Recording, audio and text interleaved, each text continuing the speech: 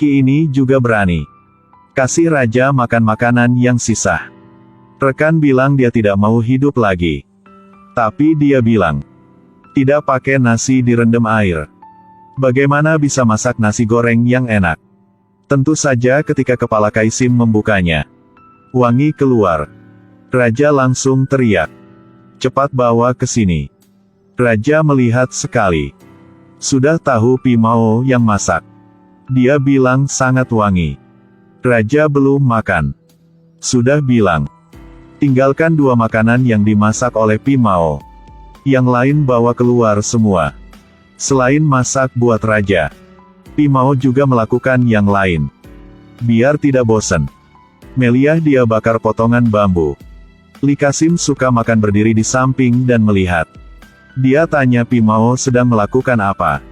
Bakar ikan dengan bambu. Li Qasim terkejut. Dia suka makan tapi tidak bisa masak. Bagaimana cara bakar ikan dengan bambu? Pimao langsung kasih dia lihat. Ketika bakar bambu dengan suhu tinggi, akan ada wangi alami. Untuk menghilangkan bau ikan. Ini adalah cara terbaik. Li Qasim sangat senang. Pimao tanya dia datang ke sini. Ada apa? Ternyata raja ketika makan nasi goreng punya Pimao. Tidak cukup. Ingin makan lagi. Pimao bilang tidak masalah. Bilang nanti dia akan bawa kemari. Li Qasim tidak bisa menunggu. Jadi omong nanti akan ada orang datang ambilnya. Pimao mengerti. Tuan tenang saja. Saya akan bakar lebih banyak ikan. Untuk raja melihat. Li Qasim senang. Langsung ambil ikan bakar punya dia. Hubungan Pimao dengan orang ini semakin menjadi lebih baik. Ketika dibantu oleh Li Qasim, Pimao dengan cepat menjadi kepala punya Nampuong. Tapi dari Bak Puong tidak suka. Buang semua makanan dia ke tuang sampah. Setelah Pimao tahu, langsung kasih pelajaran. Kedua sedang mau bertengkar.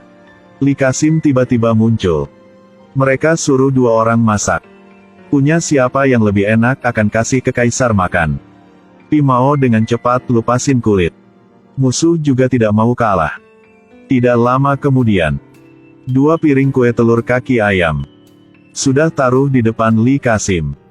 Bagus, sangat bagus. Wangi dan terlihatnya enak. Rasa harus dicoba baru tahu. Li Qasim makan punya Pimao dulu. Wangi dan lembut. Sangat enak. Lalu coba dari pihak Bak Puong. Walaupun tidak buruk, tapi punya Pimao lebih enak. Pihak Bak Puong tidak mengerti. Tuan, dengan cara yang sama. Kenapa ada beda ya? Jelas rasa punya lu tidak enak. Kau berani omong tuan salah pilih. Li Qasim perlahan menjelaskan. Kau menggunakan telur ayam. Pimao menggunakan telur bebek. Digoreng sangat enak. Punya kau membosankan. Hanya telur bebek yang bisa seperti ini. Bak Puong sudah mengerti. Tapi dalam hati tidak puas. Sampai malam saat tidur. Ketika Pimao tidak tahu. Tutup semua pintu. Lalu panggil anak buah datang. Dia sudah tidur terlalu lama. Sudah pagi, ampun. Dia langsung pakai baju. Dan datang ke Ngutin Pong. Tapi melihat bahan makanan. Sudah diambil semua oleh pihak Bak Puong. Hanya sisa dikit bahannya. Bukankah kau punya banyak resep kan? Yang ini cukup buat kau masak sampai mati. Pimao walaupun marah. Tapi sekarang bukan waktu untuk berantem. Karena hanya sisa setengah jam lagi. Harus kirim makanan buat kaisar. Harus mikir cara untuk menghadapi masalah ini. Dia melihat di meja ada mie. Tiba-tiba ide muncul di kepalanya. Pelayan bawa makanan kemari. Ketika dibuka, para selir kaget. Iya Tuhan, sangat bagus. Kaisar. Ternyata campuran hidangan. Kaisar langsung suruh semua orang makan. Qasim mengingatkan. Ambil semangkuk kuah sop. Salah satu dari selir. Ambil ayam dan mie dingin masukin ke mangkuk. Dan mencoba. Semua orang tertarik dengan cara makan ini. Mulai makan. Kaisar lebih senang dengan cara masak punya Pi Mao. Li Qasim suka makan berdiri di samping. Pengen makan sampai air ludah netes ke bawah. Kaisar langsung kasih 1 mangkuk. Ahli makanan Li Qasim. Dengan cepat makan. Kaisar tanya bagaimana rasanya. Yang warna putih ini. Mie dingin ini. 2 bahan yang sederhana dicampur. Dengan sosis dipotong tipis. Nambah daging ayam. Sangat enak. Dan cara masak juga sangat baik. Kaisar puji dia sebagai kritikus makanan. Bahkan makanan yang susah seperti ini juga bisa komentar. Saat ini satu selir tanya. Bahan punya makanan ini. Kenapa mirip sama makanan yang lain? Kaisar langsung panggil Pi Mao datang. Kasih tahu saya, nama makanan ini. Iya yang mulia. Nama dia adalah Puong Fu Fan Chow. Mie dingin warna putih. Nambah mie dingin.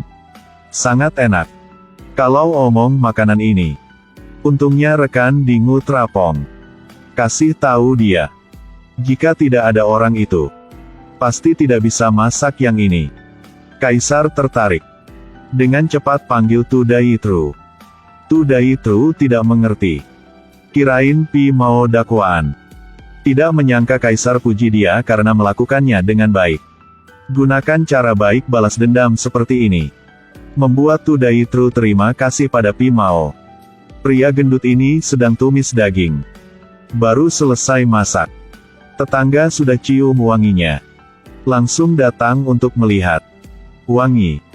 Jelas wangi. Mari kita coba. Udang menari di atas panci. Nambah bawang putih, dan bumbu. Masak dengan udang, udah jadi. 1 meja penuh dengan masakan yang enak. Tapi tidak ada yang coba.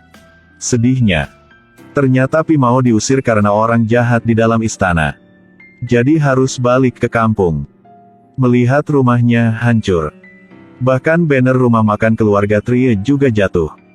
Paman gila sudah ambil semua harta. Rumah juga disita. Pi Mao hanya bisa pergi ke Giangnam. Mencari kerjaan.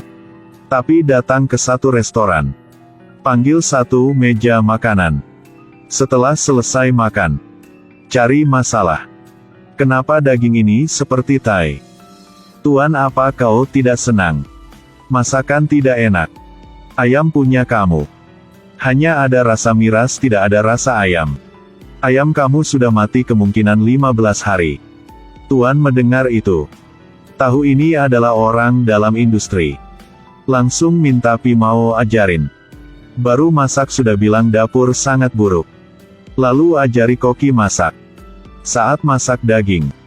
Harus menggunakan minyak panas. Tumis sampai kulitnya kering. Baru dikukus. Seperti itu daging makanya empuk tidak bosan. Pemilik pemuji pasti orang satu industri. Pi Mao senang. Mulai marah sama koki mereka adalah babi. Ingin hancurkan restoran ini. Tidak menyangka ini adalah anak pemilik. Pi Mao langsung panik. Banyak orang bawa tongkat datang. Pemilik bilang sama Tintin. Pi Mao sedang menunggu di belakang. Tidak usah bayar lagi. Tintin tidak mengerti. Baru ke belakang. Ternyata Pi Mao dipukul. Keluarga Trie tidak ada uang.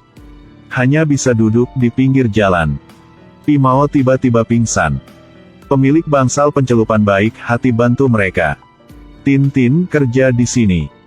Untuk bayar obat. Tapi Tuan tidak senang karena Pi Mao hanya makan dan tidur. Tintin bantu menjelaskan kepada mereka. Pi Mao perlahan bangun. Dan mengatakan dia adalah koki di istana. Kaisar juga sering makan masakan punya dia. Tuan mendengar Pi Mao omong. Langsung terkejut. Pi Mao karena tidak mau hilang muka. Langsung omong dia akan masak buat mereka makan.